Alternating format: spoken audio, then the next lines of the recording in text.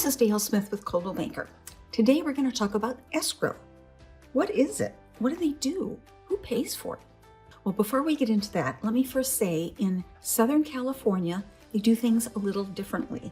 There, the title insurance and the escrow are handled by two separate entities, but in Sacramento, the same company does both.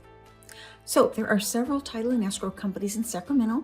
They all publish their own rate sheets, but for the most part, they're pretty similar. It's not as though one company is going to really gouge you and another one's going to let you skate by with not much money.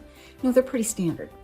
So the escrow officer, and it can be a man or a woman, they usually have a team to support them, gets a copy of the contract, collects the buyer's deposit, usually within 3 days of acceptance of the contract. She also gets all the reports, all the addendums, the pest report, the home inspection report, and if it's a condo or a planned unit development, she also orders and receives the homeowner association documents. All of those things have to be signed off by both the buyer and the seller before the escrow can be completed. Now, after the appraisal's done and the loan approval has been issued by the lender, then you're getting close to the end of the transaction, which, by the way, used to take about 30 days. And now, because of lenders' increased capabilities, they're taking much less time. It can be 21 days, it can be even less than that. So just keep that in mind. So once you're towards the end and you have loan approval, then the buyer's going to do a walkthrough to make sure everything is the same as it was when they signed the contract. All the repairs have been done. And once that's been done, then they will go to the title and escrow company to sign their papers. Now, the escrow officer is going to put together a settlement statement for them, showing what the seller's proceeds are going to be and what their expenses are going to be, what the buyer's expenses are going to be, including their closing costs.